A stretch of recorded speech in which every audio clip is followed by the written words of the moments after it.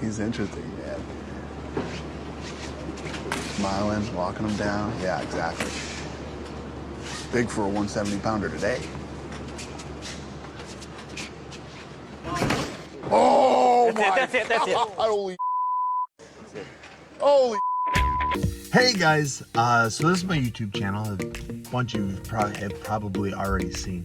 I'm just gonna be taking care of this and just trying to grow it a little bit. I'll see what happens. And like I've said, once I get to 1,000 viewers, I'm gonna give some stuff away. It's gonna be pretty cool. I think I'm at like 350 now, so it's not even that many. But of the 1,000 people that follow me first, I'm gonna give away autographs. Dan Henderson of mine, so could you, Obin St. Preux. I think I've got some Ashley Yoder, some Jared Bandera stuff.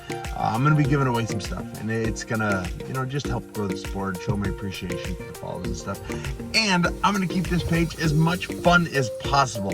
So what I wanted to do today is I wanted to tell you about my Ultimate Fighter experience.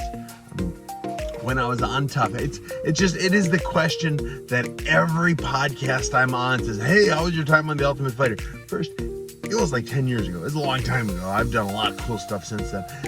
But I do understand that I do understand that the Ultimate Fighter is like the pinnacle of so many fighters' existence. It is their goal to get on that show. And they always, well, how was it? How was it? Oh, was it super amazing and exciting?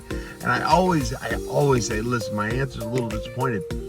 It was boring.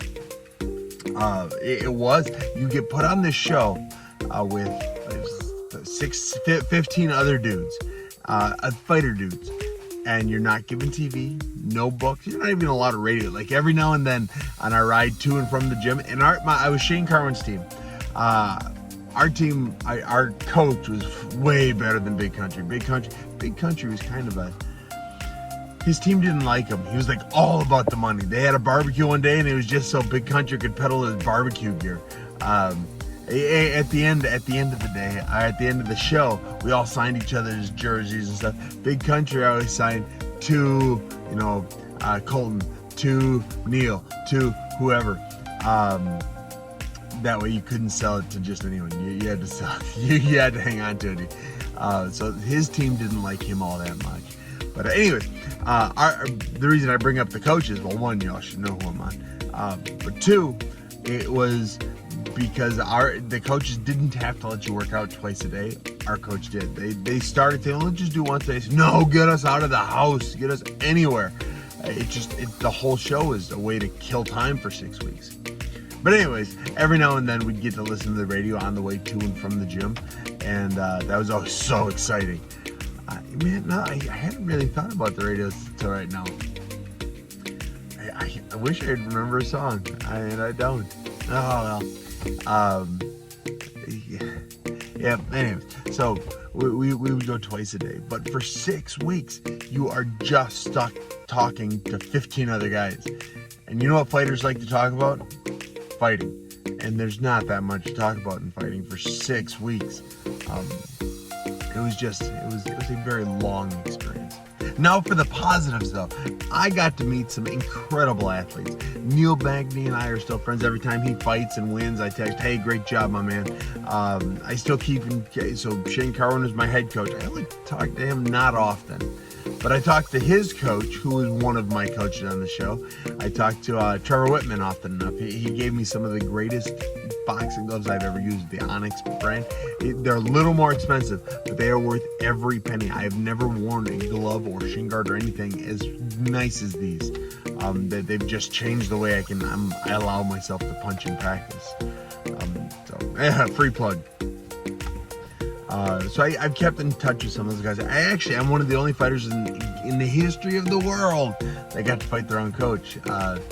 Nate Marquardt was one of Shane Carwin's coaches on the show for us, and I got to fight him, and I won. It was next to Dan Henderson. Nobody's ever hit me as hard as Nate Marquardt has. He concussed me like 2 weeks later. Well, it was like 8 days later I was concussed. So he hit me on the Saturday. A week went by. The next Sunday was the Super Bowl. I was watching the Super Bowl over at Pat Matola's house, and I always trained his daughter, Solana Matola, who is a stud wrestler, soon to be an Olympian. Oh, 3 or 4 years away from being an Olympian. And I was, wrestling with her, and I stood up, and all of a sudden the world just spun. Oh. And I sat back down, and the world kept spinning. Oh my God. And I was like nervous for a minute. And for another week, every time I stood up, and apparently it's like a delayed onset concussion something. It was rough, but that was Nate Mark. But anyway, back to the show. Sorry, I talk too much. You get me started, and I'm just going to keep going.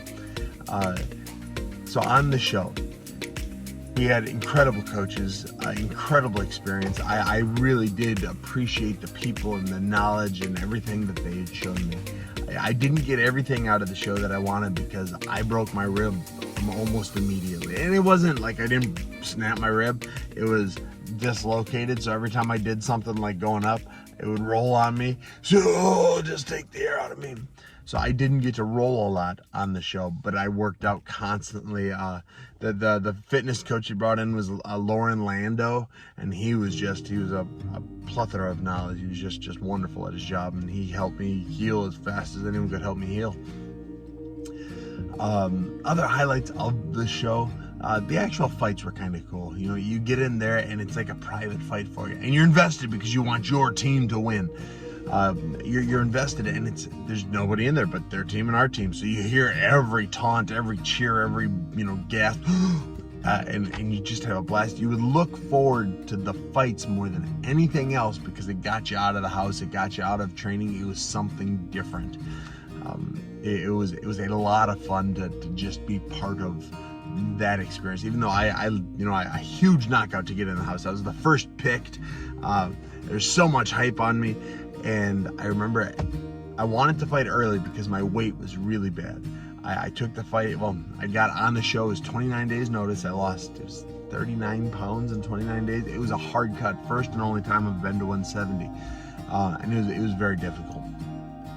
But my plan is I would have 2 hard cuts as soon as I could. To get on the show was a hard cut.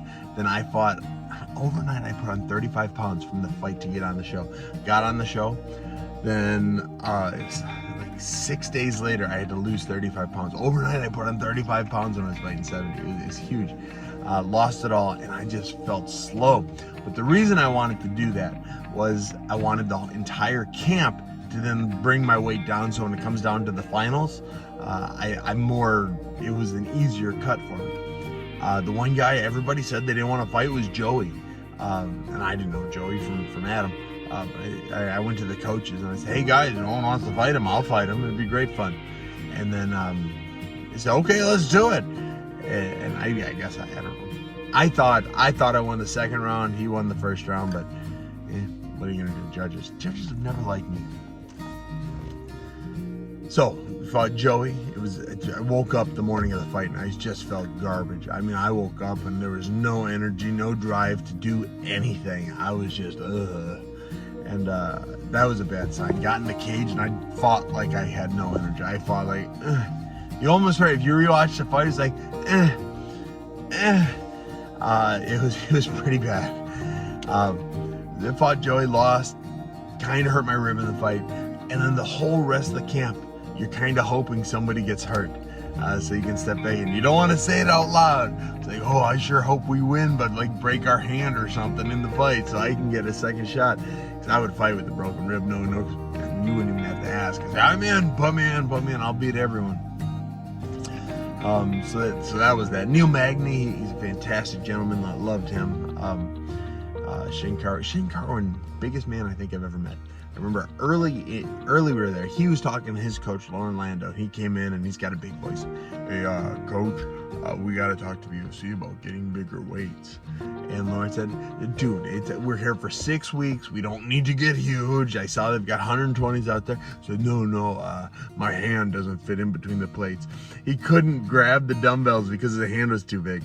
That's when I learned that the UFC glove design, I love the glove design. You put your hand in and then it wraps up and then wraps up the other way. And apparently the design is for him. He has the biggest hands in history, bigger than Brock Lesnar's. And he was supposed to fight and he got backstage and he couldn't get his glove on. So they had to cut it, put his glove in, and then tape everything back up. and that was because, and so that changed the original design of the UFC glove, and I love that story. His hands are just so big. So that was Shane Cowan. Pat Barry, he was one of my coaches on the show, and Pat, I love Pat. He is a person's. He's just incredible. If you ever get the chance, there's never been a person that everybody wants to be friends with more than Pat Barry. If you ever get the chance to meet him. He's just the highlight of every room always. He's just a wonderful human being, a great person, incredible coach, a good kickboxer. And I've got nothing but positive things to say. My second weight cut, so when I was gonna fight Joey, I had a bunch of weight to lose, and he actually went into the sauna with me, and I think he brought water. I always tell him you can bring water. When I help my guys cut weight, I bring water. So I'm gonna stay in with you, but I'm gonna drink too. And he talked at me just the entire time. He just talked. Most of the time, I hate that. Most of the time, I like getting into my sauna, getting in my hot tub, getting in my wherever, and I put my AM radio on, and I just kind of die, but just listen to that. He talked for, God, it must have been an hour and a half, just straight. And I was so entertained by all of it. I loved every word he said. And to this day, I couldn't tell you anything that he said. I do remember he asked, how'd you know Britt was the one? I remember, and Britt's my wife, if you didn't know that. How'd you know Britt was the one? I remember that, but other than that, I don't remember anything he said. He just talked forever. It was one of the easier weight cuts I've ever had. It was so much fun, and I look back on that. Yeah, and he's got the biggest legs. You know, Shane Cowan holds the hand. Pat Barry, Pat Barry's legs are massive. Just huge. So anyways, that's not the whole story. I think I'm going to come back next week. You see, it's a to be continued story. I'm going to come back next week and post the rest of my Ultimate Fighter experience. But please share this, like this, comment this. If you have any questions, this is a good one, because I'm going to come back and do more Ultimate Fighter stuff next week. Any questions, put them in the comments. I'll read them. I will answer them next week. I'm going to try and do one YouTube video every week. I'm going to post them on Mondays. And as soon as I get super popular, I'll start doing twice a week, maybe like Mondays and Fridays or something. But any questions you have about the Ultimate Fighter, how to get on, favorite person, favorite this, favorite that, let me know. I love answering questions. I'll try and talk a little slower in the future. I was told, you gotta make your videos 12 to 15 minutes long, and I'm at 13 minutes right now. Just trying to fit everything in. So yeah, I'll continue next week talking more about the Ultimate Fighter, and just how cool the experience was, even though it was incredibly fun. So thank you for subscribing. Again, when I get to 1,000 viewers, you know what happens at 1,000 viewers. I'm giving away just some awesome stuff. So tune in, share, like, comment, all that stuff. And hey, thanks for being here, guys.